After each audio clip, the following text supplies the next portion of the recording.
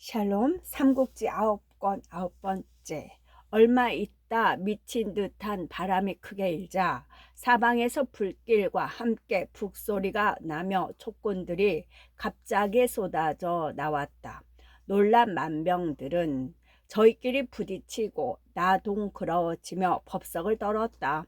놀란 맹획은 급히 자기 피부치들과 졸개들을 이끌고 길을 나서 원래의 진체로 돌아갔다. 그때 문득 한때의 군마가 진체 안으로 뛰쳐나왔다. 앞선 장수를 보니 존이었다. 맹획은 황망히 서이하로 돌아서서 그쪽 거친 산 기슭을 타고 달아났다. 어디쯤 갔을까? 또 한때의 군마가 가로막는데 앞선 장수를 보니 마대였다.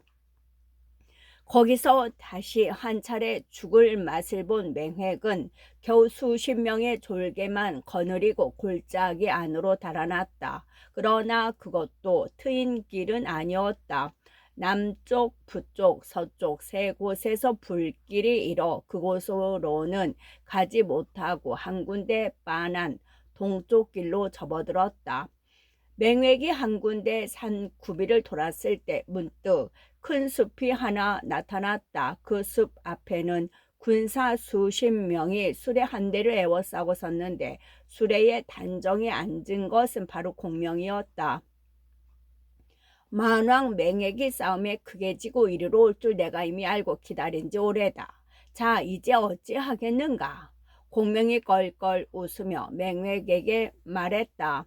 공명을 보자 맹획은 두 눈이 뒤집혔다. 자신의 저지도 있고 좌우를 돌아보며 소리쳤다.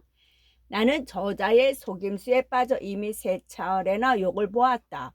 이제 다행히 저자를 만났으니 너희들은 힘을 다해 나아가 그 욕을 씻으라. 사람이고 말이고 가릴 것 없이 베어 박살을 내버려라.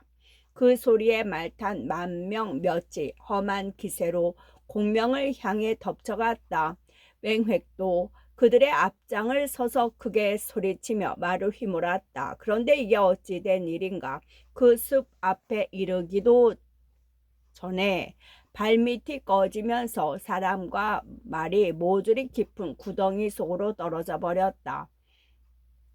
뿐만이 아니었다. 맹획과 그 졸개들이 구덩이에 떨어지자 큰 숲속에서 위원이 수백 기를 이끌고 뛰쳐나왔다. 그리고 그들을 하나하나 구덩이에서 끌어내 밧줄로 꽁꽁 묶어버렸다. 공명은 그걸 못 본 채 먼저 진체로 돌아가 사로잡혀온 만병과 동해추장들을 존말로 다독였다. 감격한 그들은 태반이 자기의 땅으로 돌아가 버렸고 그 나머지도 죽거나 다친 사람을 빼고는 모두 공명에게 항복해 버렸다. 공명은 이번에도 그들에게 술과 밥을 주어 배불리 먹인 뒤 모두 풀어 보내주었다. 그 같은 공명의 너그러움에 만병들은 다시 한번 감격하며 제 갈 길로 가버렸다. 얼마 후 장익이 먼저 맹우를 끌고 왔다. 공명이 그를 꾸짖었다. 네 형이 어리석고 생각이 막힌 사람이면 너라도 곁에서 말려야 할 게 아니냐. 이제 내게 네 번째로 사로잡혔으니 무슨 낯으로 사람들을 보겠는가. 맹우가 거기 대꾸할 말이 있을 리 없었다. 얼굴 가득 부끄러운 빛을 띠고 있다가 그저 목숨만 살려주기를 엎드려 빌었다. 좋다. 내 오늘은 너를 죽이지 않겠다. 잠시 네 목숨을 더 붙여줄 터이니 너는 반드시 네 형을 달래 두 번 다시 이런 일이 없도록 해라. 공명은 그 말과 함께 무사들에게 맹우를 풀어주라 일렀다. 공명이 또 한 번 살려주자 맹우는 감격하지 않을 수 없었다. 울며 그 은혜에 감사하고 물러갔다. 오래전에 이번에는 위원이 맹획을 끌고 왔다. 공명이 짐지 성난 기색으로 소리쳤다. 너는 이번에 또 내게 사로잡혔다. 이제 무슨 소리를 하겠느냐? 이번에도 잘못해 당신의 속임수에 떨어졌으니 죽어도 차마 눈갚지 못할 것이요. 맹획이 분하다는 듯 뻣뻣이 대꾸했다. 공명이 무사들을 꾸짖듯 영을 내렸다. 이제는 저놈을 살려둘 수 없다. 어서 저놈을 끌어내 목 베어라. 그러나 맹획은 조금도 두려워하는 기색이 없었다. 무사들에게 등을 밀려 나가면서도 공명을 돌아보며 큰 소리를 저댔다. 만약 다시 나를 놓아 보내준다면 내 반드시 이렇게 네 번이나 사로잡힌 한을 씻을 것이요. 그 기계를 보자 공명이 문득 낯빛을 바꾸어 껄껄 웃었다. 그 사람을 풀어주어라. 공명은 그렇게 말하여 맹획을 풀어주게 하고 술을 내려 맹획의 놀란 가슴을 가라앉히게 했다. 이윽고 맹획에게 자리를 내어준 공명이 가만히 물었다. 나는 이제까지 4번이나 너를 사로잡았으나 예로 대접해 돌려보냈다. 그런데 너는 아직 항복할 뜻이 없으니 어떻게 된 일인가? 나는 비록 왕화를 입지 못한 곳에 사는 사람이나 승상처럼 속임수를 쓰지는 않습니다. 그런데 어찌 그 속임수에 항복할 수 있겠습니까? 전략의 개념을 이해 못해서인지 알면서 뻗어 보는 것인지는 알 수 없지만 아직 항복할 뜻이 전혀 없는 것만은 분명했다. 공명이 그런 맹획을 보고 빙긋 웃으며 물었다. 만약 너를 다시 놓아준다면 한 번 더 나와 싸워보겠느냐?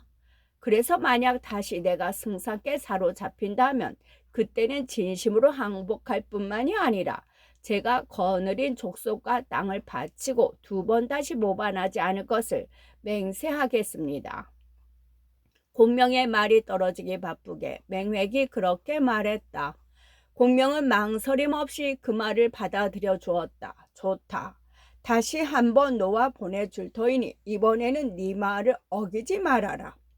그러고는 맹획을 보내주었다. 맹획 또한 흔연히 공명의 앞을 물러나 새로운 싸움을 준비하러 떠났다. 그런데 이쯤 해서 한번 짚고 넘어가야 할 인물은 맹획이 아닌가 싶다. 정사에서는 주예에서만 짤막하게 다루고 있지만 삼국지연의 전편을 통해 맹획만큼 흥미있는 인물도 드물다. 첫 번째로는 그가 한 변방의 만족 지도자라는 점에서 눈길을 끈다. 정사는 말할 것도 없고 연희도 한결같이 한족의 손에 쓰여져 맹획을 보는 눈길도 그들의 중원사관 내지 식민사관에만 의지하고 있다. 따라서 그는 잘해야 간교하고 아니면 우둔한 주제에 거짓말만 밥 먹듯 하는 오랑캐 주장으로만 그려져 있다. 하지만 한꺼풀만 뒤집으면 그에게서 독립심에 불타는 민족 지도자의 면모를 찾아내는 것은 어렵지 않다. 그는 약소 민족을 이끌고 강력한 촉군과 싸우며 조국의 식민지화에 눈물겹게 저항하고 있다. 수적인 위의, 장비의 우수성, 중원에서의 풍부한 전쟁 경험에다 제갈량이란 뛰어난 전략가까지 갖춘 침략군을 맞아 그는 자신의 동족과 그 땅에서 끌어낼 수 있는 한의 모든 힘을 끌어내 맞서고 있다. 물론 그렇다고 맹획의 그런 면모가 제갈량의 광채를 조금도 줄이지는 않는다. 그는 그대로 뒷날에 그 어떤 식민지 개척자가 보인 것보다 더 뛰어난 책략을 구사하고 있다.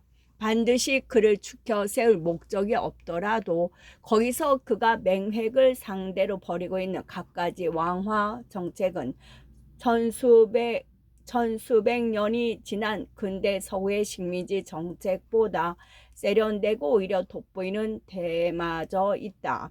어쨌든 제갈량에게서 풀려난 맹획은 다시 동족의 장정 수천을 끌어 모은 뒤 남쪽으로 내려갔다.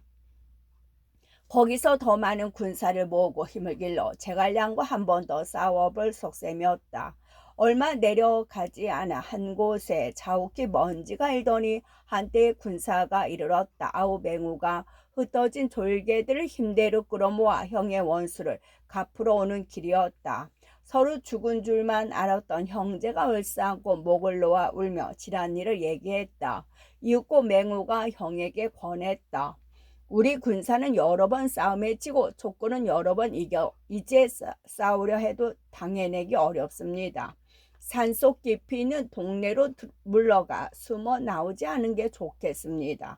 그러면 조건은 이 찌는 듯한 더위를 이기지 못해서도 절로 물러갈 겁니다. 그렇다면 어디로 가야겠느냐? 맹획도 당장 뾰족한 수가 없는지 그렇게 물었다. 맹우가 미리 준비하고 있었던 듯이나 대답했다. 여기서 서남으로 가면 한 마을이 있는데 그 이름은 동룡동이라 합니다. 그곳 동주 타사대왕은 저와 몹시 친한 사이니 그리로 가서 기대 보시는 게 좋을 듯합니다. 이에 맹획은 동룡도로 가기로 마음을 굳히고 먼저 맹우를 보내 타사대왕을 만나보게 했다. 타사대왕은 맹우가 찾아가자 얼른 군사를 이끌고 자기 땅 어기까지 나가 맹획을 맞아들였다. 평소 맹획이 자기 동족들에게 얼마만한 신망을 얻고 있었는지를 알아볼 만한 대목이다. 맹획은 타사대왕의 경내로 들어가 서로 예를 표한 뒤 그간에 있었던 일을 낱낱이 말해주었다. 어지간하면 족군의 위세에 겁을 집어먹고 움츠러들 법도 했으나 타사대왕은 그렇지가 않았다. 맹획이 한탄과 함께 얘기를 꺼내자 분연히 소리쳤다. 대왕께서는 부디 마음을 편히 가지십시오.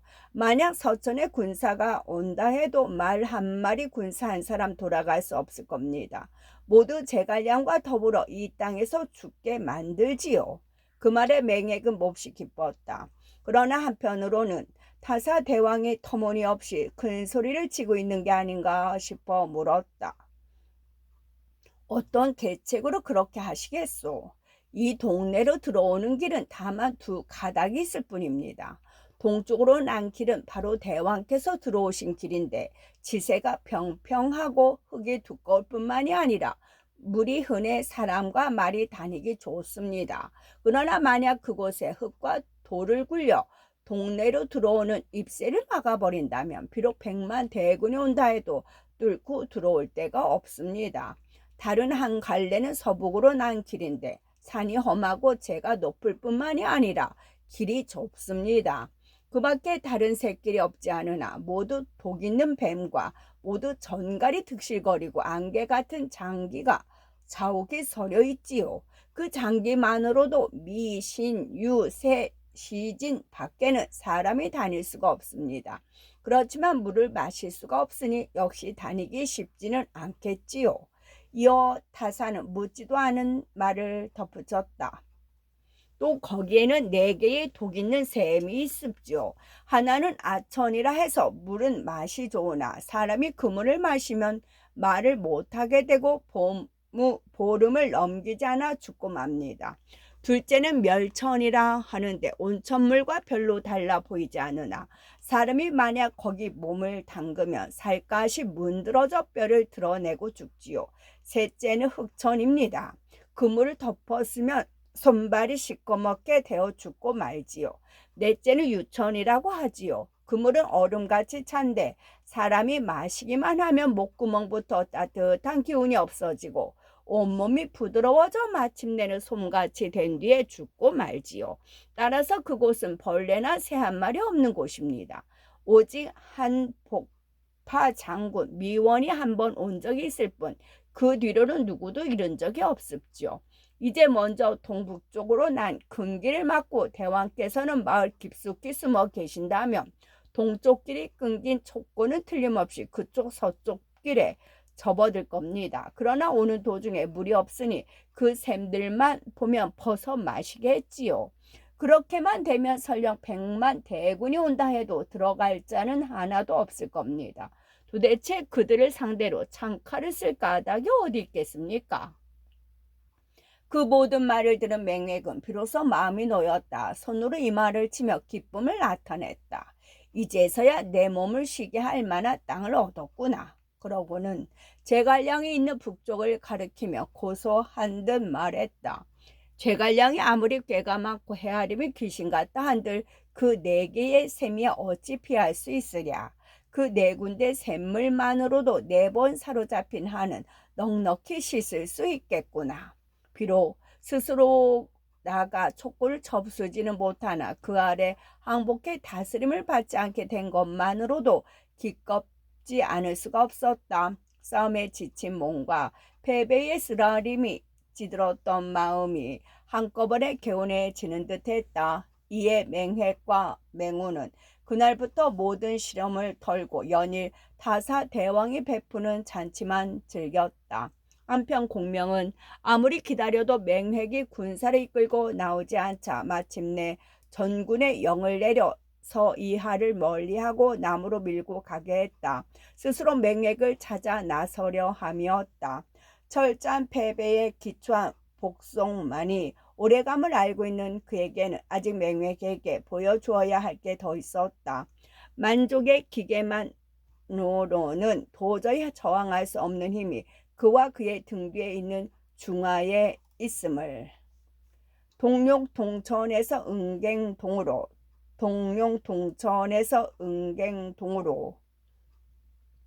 때는 6월 한창 뜨거운 때라 햇볕이 마치 모닥불을 퍼붓는 것 같았다. 공명이 대군을 몰아 나가고 있는데 문득 살피러 갔던 군사가 나는 듯 말을 달려와 알렸다. 맹액은 동룡동으로 들어가 숨어 나오지 않고 있습니다. 동으로 들어가는 길은 돌과 흙으로 막혀 있을 뿐만이 아니라 안에서 군사가 지키고 있고 다른 곳은 모두 험한 산과 높은 재로 둘러싸여 나아갈 수가 없습니다. 그 말을 들은 공명은 여계를 불러 물었다. 제가 일찍이 이 동으로 들어가는 길이 있다는 말은 들었으나 자세히는 알지 못합니다. 여계가 머뭇거리며 그렇게 답하자 마침 거기 있던 장관이 공명에게 권했다. 맹액은 이미 4번이나 사로잡힌 바 되어 적지 않아 놀랐을 겁니다. 어찌 다시 감히 나오겠습니까? 거기다가 지금 날은 덥고 사람과 마을이 아울러 지쳐 있으니 싸워도 이로움이 없을 듯합니다. 군사를 돌려 본국으로 돌아가는 게 낫겠습니다. 그러나 공명이 무겁게 고개를 저었다.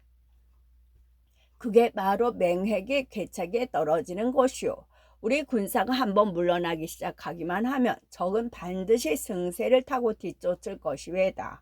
이제 여기까지 왔는데 어떻게 돌아갈 수 있겠소? 그런 다음 왕평에게 수백 군마를 주고 새로 항복한 만병을 길잡이로 삼아 서북쪽으로 난 새길을 찾아 들어가 보게 했다. 왕평이 영을 받아 그 길로 들어가다 보니 한 군데 샘이 있었다. 목이 마르던 군사들은 다투어 그물을 마셨다. 왕평은 길을 찾은 데다 샘까지 있자 얼른 그 소식을 공명에게 알리게 했다. 그러나 심부름을 간 군사는 공명의 대체에 이르기도 전에 말문이 막혀 공명 앞에 이르러서는 다만 손가락으로 자기 입을 가리킬 뿐이었다. 공명은 깜짝 놀랐다. 그 군사가 말문이 막힌 게 독 때문임을 알아차리고 몸소 수십 개와 더불어 왕평에 있는 곳으로 달려갔다. 가서 보니 샘이 솟는 작은 못이 하나 있는데 물은 맑았으나 깊어 바닥이 보이지 않았다. 물 기운이 싸늘한 게 군사들로 함부로 들어가 알아볼 엄두를 내지 못했다. 물기운이 싸른한 게 군사들도 함부로 들어가 알아볼 엄두를 내지 못했다. 공명은 수레에서 내려 높은 곳으로 올라갔다. 사방을 둘러봐도 우뚝우뚝 솟은 봉오리뿐 까치나 참새 한 마리 날지 않는 게 매우 이상했다. 그래서 잇따라 사방을 살피는데 멀리 산기슭에 오래된 사당 하나가 눈에 들어왔다. 공명은 칡덩굴에 매달려 기어가듯 그 언덕에 올라가 봤다. 돌로 짠 사당 안에는 흙으로 빚은 장군의 상이 단정히 앉아있고 곁에는 돌 비석이 하나 서 있었다. 한 복파 장군 마원 지묘라 크게 쓰여 진 곁에 그 사당을 세우게 된 연유가 쓰여 있었다. 안에 복파 장군 마원이 남쪽 오랑캐를 평정하고 그곳에 이르니 그곳 주민들이 사당을 지어 제사를 지내게 되었다는 내용이었다. 공명은 그 사당에 2번 절하고 고했다. 양은 선제의 당부를 받은 데다 이제는 또 금상의 어진 뜻을 받들어 만방을 평정하러 이곳에 이르렀습니다. 남만을 평정한 뒤에는 위를 치고 오를 삼켜 한시를 다시 일으켜 세우고자 함이었습니다. 그런데 지금 군사들은 이곳 자리를 잘 알지 못해 잘못 독수를 마시고 말을 하지 못하고 있습니다. 바라건대 존시인께서는 한주의 은희를 생각하시어 신령한 힘을 드러내 보여 주옵소서. 부디 우리 삼군을 지키고 보살펴 주옵소서. 그런 기도를 올린 공명은 그 사당을 나와 부근에 사는 토박이를 찾았다. 토박이들로부터 군사들이 입은 독을 풀 방도를 물어볼 참이었다. 하지만 멀리 가기도 전에 맞은편 산에서 한 늙은이가 지팡이를 짚고 걸어오는 게 보였다. 모습이나 차림이 예사롭지 않은 늙은이였다. 공명은 그 늙은이를 사당 안으로 모셔들여 돌 위에 앉게 하고 물었다. 어르신의 높으신 이름은 어떻게 됩니까? 그러자 노인은 이름을 밝히지 않고 칭송만 앞세웠다. 이 늙은이는 오래전부터 대국 승성에 크신 이름을 들어왔습니다. 이제 이렇게 뵙게 되니 실로 큰 기쁨입니다. 이 땅 사람들은 승상께 여러 번 목숨을 구해주신 은혜를 입어 하나같이 깊은 감사를 느끼고 있습니다. 듣기에 따라서는 의심쩍은 데가 없는 것은 아니었으나 공명에게 우선 급한 것은 중독된 군사들을 구해내는 일이었다. 굳이 이름을 개묻는 대신 군사들이 마신 샘물에 대한 것부터 물었다. 늙은이가 조금도 머뭇거리지 않고 대답했다. 군사들이 마신 샘물은 아천의 것인 듯합니다. 마시면 말을 못하고 며칠 안에 죽게 되지요. 이곳에는 그 샘물 외에도 독 있는 샘물이 새 떠 있습니다. 동남쪽에 한 샘이 있는데 그 물이 매우 찹니다. 만약 사람이 그 물을 마시면 목구멍에 따뜻한 기운이 없어지고 몸이 흐물해져 죽기 때문에 그 이름을 유천이라 합니다. 남쪽에 있는 샘물은 그물이 사람에 튀기며 손발이 시커멓져 죽지요. 그 바람에 흑천이라 이름이 붙었습니다. 또 서남쪽 샘이 하나 더 있는데 언제나 뜨거운 물처럼 끓고 있지요. 사람이 거기 목욕을 하면 살점이 모두 떨어져 나가 죽기 때문에 멸천이란 끔찍한 이름으로 불립니다. 이미 말한 이 네 곳 샘은 도끼가 모여 된 것이라 약으로는 그 독이 퍼진 사람을 낫게 할 수가 없습니다. 거기다가 또 이 부근에는 못된 장기가 일어 미신 유시 때에만 다닐 수 있을 뿐입니다. 그 나머지 시간에는 장기가 빽빽히 덮여 있어 거기 세기만 하면 무엇이든 이내 죽고 말지요. 그런 얘기를 들은 공명은 갑자기 막막하게 그지없었다. 만약 그러하다면 남방을 평정하기는 그런 일이구나. 또 남방을 평정하지 못한다면 어떻게 위를 치고 오를 아울러 한시를 되일으켜 세운단 말인가. 선제께서 뒤에 남은 금상을 당부하셨는데 이러고서야 사는 게 죽는 것보다 나을 게 무엇에 있겠는가.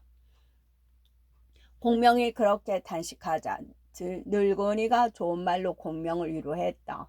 승상께서는 너무 걱정하지 마십시오. 제가 그 모든 어려움을 한꺼번에 풀어줄 곳을 한 군데 일러드리겠습니다.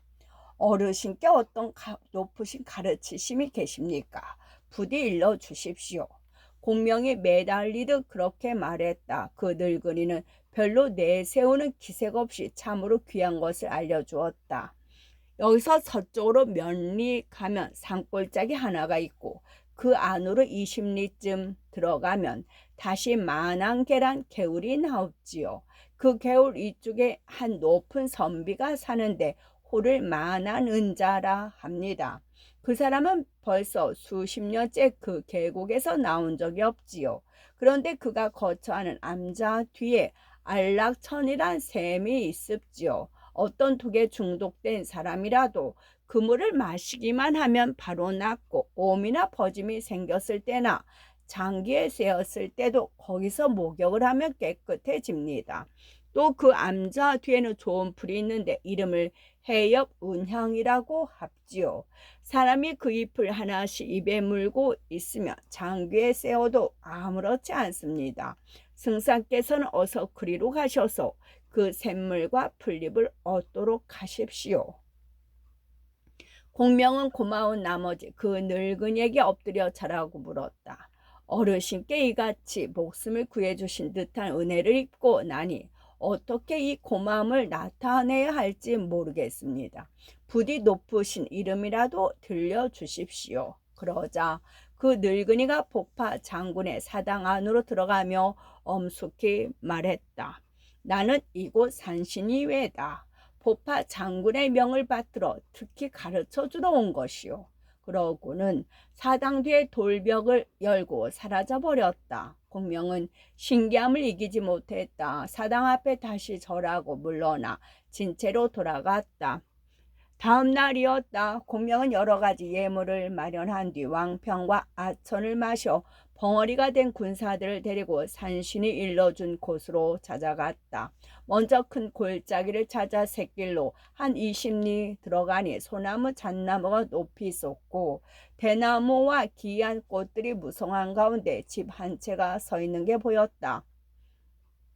쓰러져 가는 우를 두른 몇간 띨집인데 가까이 가니 그윽한 향기가 코끝에 스쳤다. 공명은 바로 찾아온 게 기뻐 집 앞에 이르기 바쁘게 문을 두드렸다. 한 아이가 나와 물었다. 누구시게 이곳을 찾아왔습니까? 나는 제갈량이란 사람이다. 만한 은자를 뵈러 왔다. 공명이 그렇게 말하자 곧 한 사람이 나왔다. 대나무 관의 집신이요 흰옷에 검은 띠를 띠고 대나무 지팡이를 짚었는데 눈은 푸르고 수염은 노랬다. 오신 분은 한승상이 아니십니까?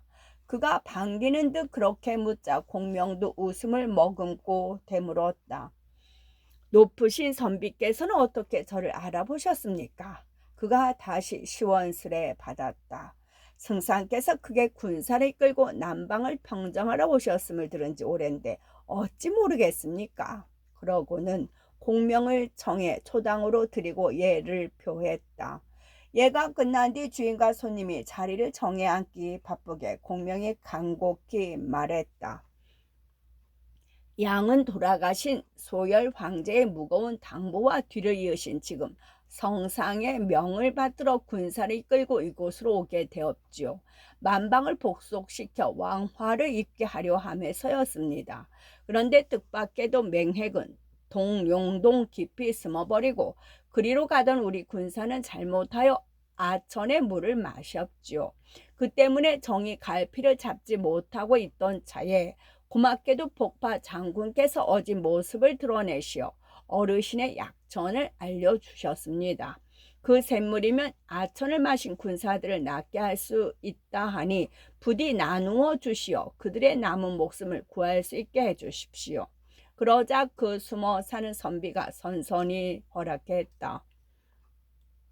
이 늙은이는 그저 사냐에 버려진 쓸모없는 사람입죠. 승상께서 몸소 이곳을 찾아오실 만한 위인이 못됩니다. 그러나 그 샘물이라면 암자 뒤에 있으니 얼마든지 퍼다 쓰십시오. 이에 왕평을 비롯한 벙어리 군사들은 동자의 인도를 받아 샘물가로 갔다. 샘물을 마신 군사들은 곧 나쁜 짐과 가래를 토하고 말을 할 수가 있게 되었다. 동자는 또 그들을 데리고 계곡으로 가 몸을 씻어 장기를 가셔내게 했다. 그동안 그 늙은이는 자차와 송화채를 내어 공명을 대접했다. 그곳 동룡동 부근은 독사와 정갈이 많고 버드나무 꽃이 개울이나 샘물에 떨어져 물을 마실 수가 없습니다. 땅을 파서 샘을 만들고 거기서 쏟는 물을 마셔야만 아무 탈이 없을 겁니다. 그가 그렇게 그곳에서 물을 얻는 방법을 일러주자 공명은 아울러 해협 운향도 나누어 주기를 정했다. 그는 그 또한 기꺼이 내주었다. 모두 입에 해협 운양 한 입을 물고 있으면 장기가 침범하지 못할 것이요. 그렇게 군사들에게 일러주는 그를 보고 공명이 다시 그 이름을 물었다. 그가 빙긋 웃으며 일러주었다. 맹획의 형 맹절이 바로 이 사람입니다. 그 말에 공명은 깜짝 놀랐다. 벌어진 입을 다물지 못하고 있는데 맹절이 다시 말했다. 승상께서는 너무 놀라지 마시고 제 말을 마저 들으십시오. 저희 부모는 모두 세 아들을 두었는데 마지는 바로 이 늙은이요. 둘째는 맹획이며 셋째는 맹우옷이다. 이제 부모님은 모두 돌아가셨지만 바로 밑에 아우가 성정이 거세고 모지러 왕화를 받아들여 하지 않았지요. 저는 여러 번 아우를 달래보았으나 끝내 들어주지 않기에 이름을 바꾸고 이곳에 숨어 살게 되었습니다. 이제 그 욕된 아우가 나라를 거슬러 승상으로 하여금 수고스럽게도 이 거친 땅 깊은 곳까지 들어오게 하였으니 이 맹절은 그 죄만 해도 10,000번 죽어 마땅합니다. 이에 먼저 승상께 아뢰고 죄를 비는 겁니다. 그 말이 마디마디 진정에 차 있어 공명은 의심보다 감탄에 사로잡혔다.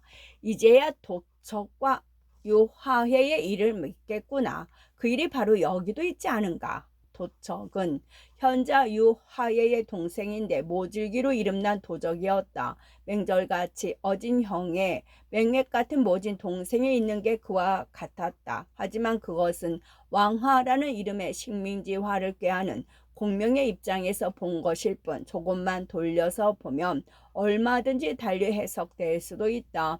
다시 말하자면 맹절과 맹획은 강력한 침략자에 맞서는 약소 민족의 두 가지 상반된 대응 양식을 대표하는 사람들이 아니겠는가. 한족의 우수한 중원 문화에 깊이 빠져든 것으로 보이는 맹절에게는 그들의 지배에 순응하는 것이 자기들 종족의 보존과 번영에 더 이로우리라 믿고 있었을 것이다. 그게 민족주의 입장에서 보면 진정한 투사요.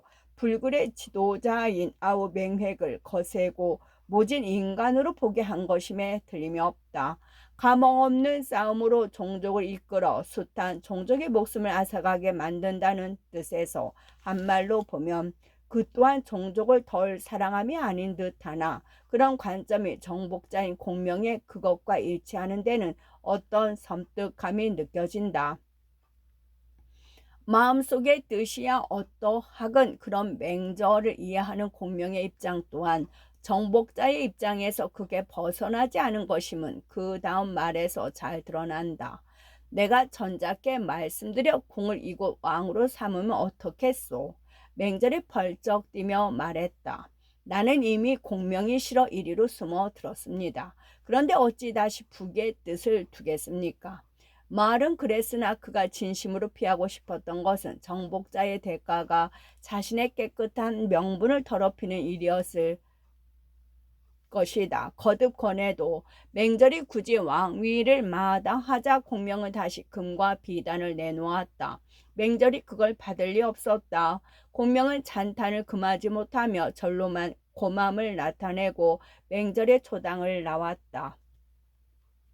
진체로 돌아온 공명은 먼저 군사들에게 샘부터 파괴했다. 맹절에게 들은 대로 군사들이 마셔도 아무 탈이 없는 물을 얻기 위함이었다. 그러나 군사들이 땅을 10길씩이나 파보아도 물이 나오지 않았다. 그렇게 장소를 옮겨가며 파보아도 마찬가지이자 목마른 군사들은 놀라고 두려워하기 시작했다. 생각다 못한 공명은 그날 밤 향을 피어올리며 하늘에 제사를 드리고 고했다. 신 제갈량은 재주 없으면서도 대안의 복록을 입고 천자의 명을 받들어 이 땅을 평정하러 왔습니다. 그런데 이제 도중에 물이 떨어져 사람과 말이 아울러 목마름에 시달리고 있지요. 하늘이 대한의 운세를 끊으려 함이 아니시거든 이 샘 가득 단물이 괴게 해 주옵소서. 만약 대한의 운세가 이미 다하였다면 양을 비롯한 저희 무리는 다만 이곳에서 죽기를 기다릴 뿐입니다. 그리고 제사를 마친 공명은 경건히 기다리는 마음으로 잠자리에 들었다. 하늘이 정말로 한시를 저버리지 않은 것인지 이튿날 날이 밝고 우물을 들여다보니 우물마다 맑은 물이 넘쳐 흘렀다. 오늘의 조차 없어지지 않은 싸움터의 신화 중의 하나이리라. 중독된 군사들이 모두 낳고 마시물까지 넉넉히 얻자 공명의 군사들은 별일 없이 새끼를 지나 바로 동룡 동천 앞에다 진체를 내렸다. 만병이 그걸 알고 급히 맹회계가 달려가 알렸다. 족병들은 장비를 세워도